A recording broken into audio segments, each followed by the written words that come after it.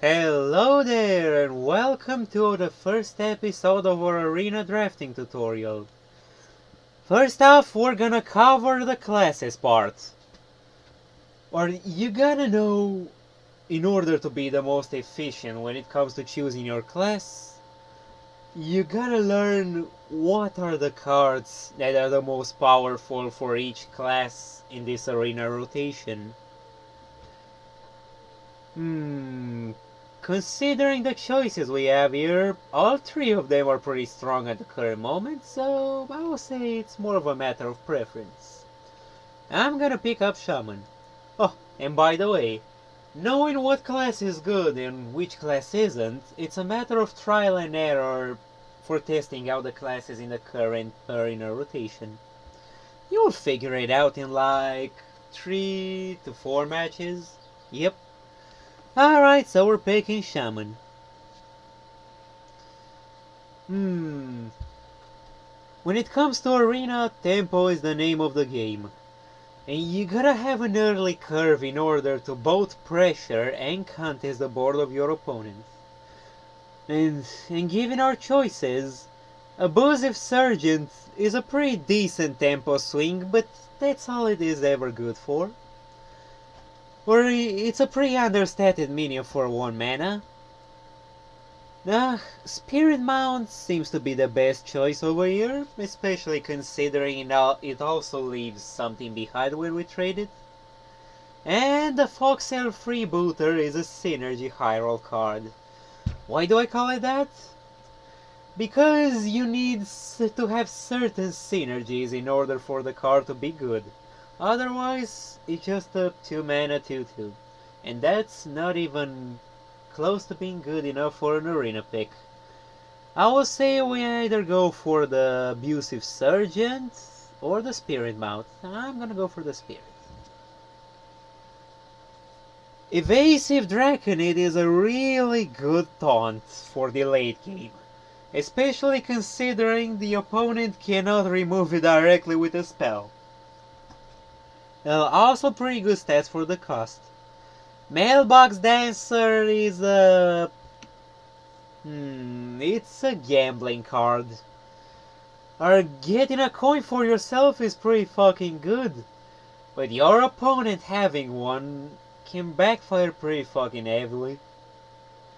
And the third option is the safe one, meaning that we get a pretty good early tempo swing.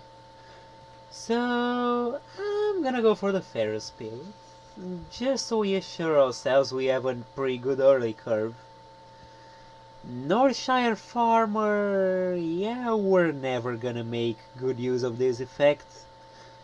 This is essentially just a 2 mana 3/2 because we're almost never gonna have another Murloc to actually trigger the effect. So we're gonna go for the Argus. Armor Totem is a decent choice, considering our totems count as 1 mana cost. Whirling Rider is pretty underwhelming. Sleepy Dragon is a good wall of stats to protect your face against the swarm of minions. Let's go for the wall of stats. Timebound Giant is a really good card.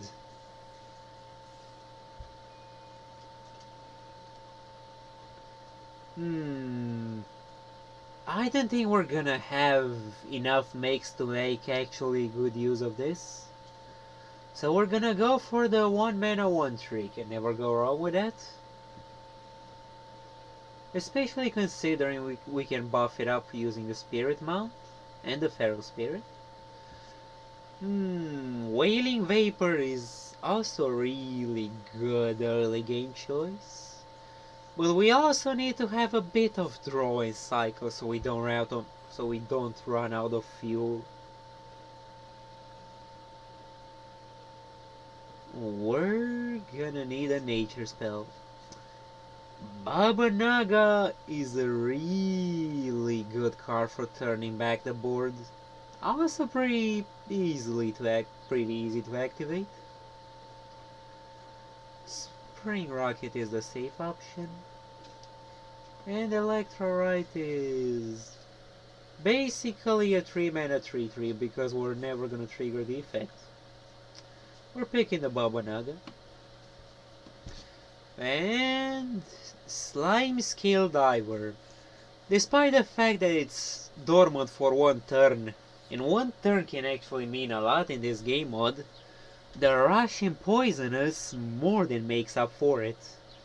Right, you can use it both to easily trade into any high health early game minion, and to also have this live due to its also high health total, but to also trade into big threats, and I mean really big threats like the Time-Bound Giant we just drafted and the Sleeping Dragon. So we're gonna take the Slime Scale Diver due to versatility. So, the Rainbow Glow Scale sounds like a really good choice if we actually manage to get a spell to combo it with. Also, he has pretty decent stats for the cost. But the Hot Air Balloon. The effect of the Hot Air Balloon snowballs pretty heavily.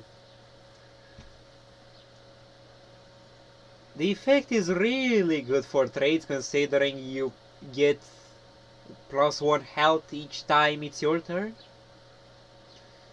Let's see, a 1 mana 1/2, and how many elementals do we actually have? 0 so far.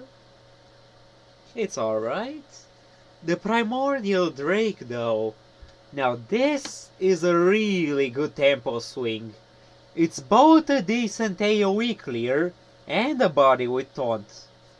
It might be decently expensive, but it's also worthwhile. On the other hand, the Spice Bread Baker, it's not good enough for this game mode. Because first off, we're not playing Warlock, and Warlock is the only class which can draw cards quickly enough in order to make good use of the effect.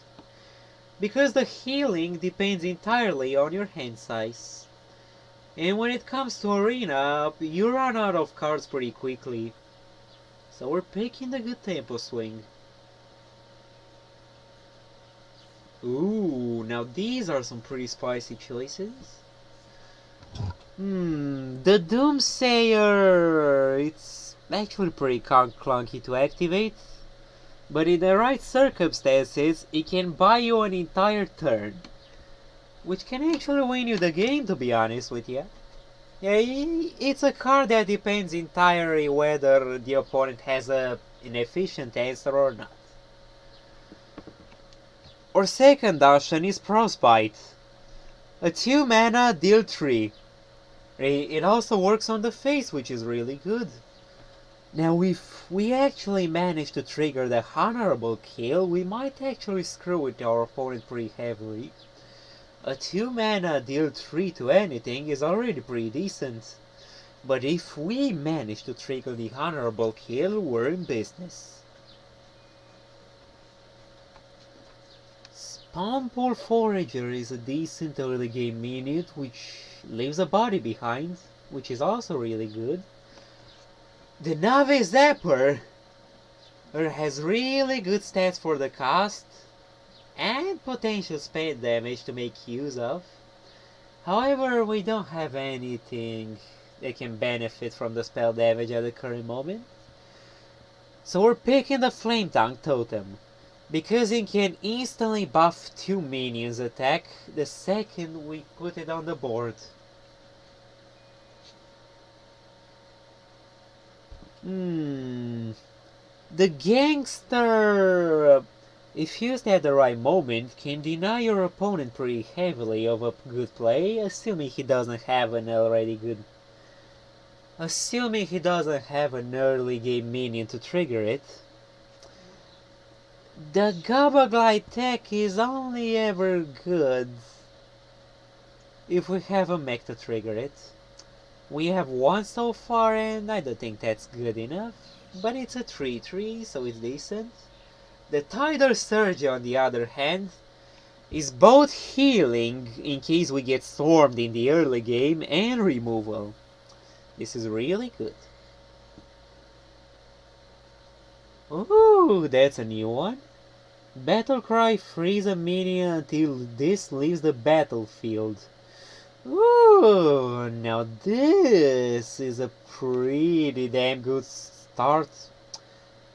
Stalling effect. Assuming the opponent doesn't have a big rush minion to answer it immediately,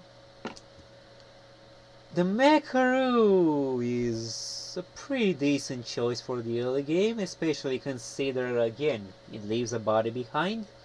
And the Treasure Guard is one of the best minions you can pick in this rotation. It provides both a high health cheap taunt and drawing yourself a card almost guaranteed unless it gets silenced.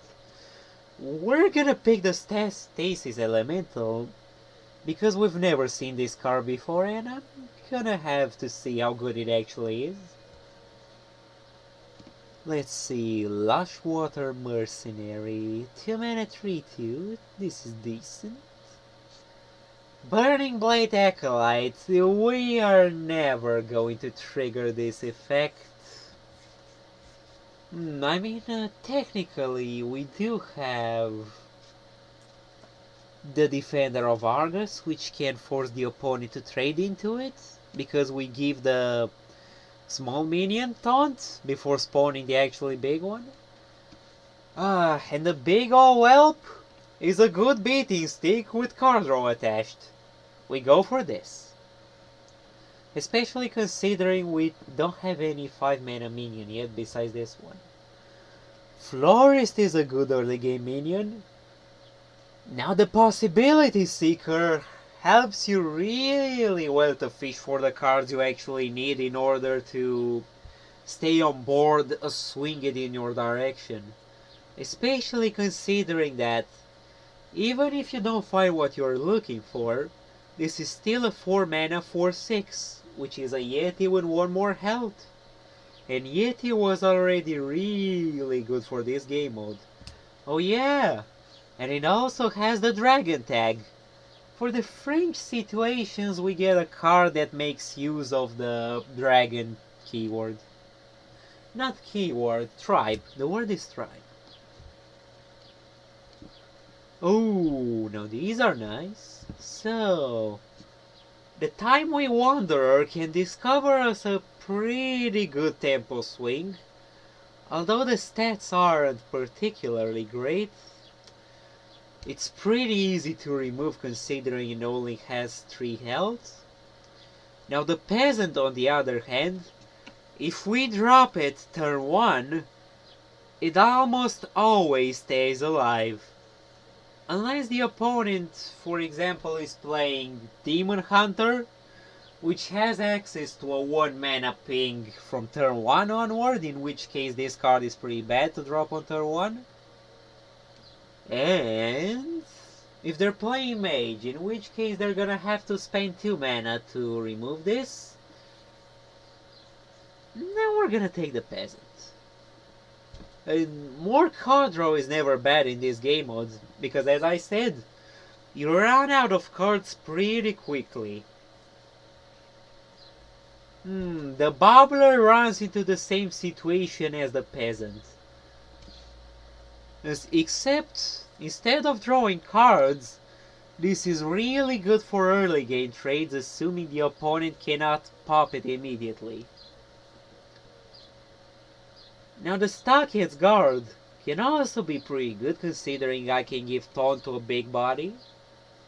Or at least a medium-sized one, like the Baba Naga, the Possibility Seeker, or the Big Ol' Whelp.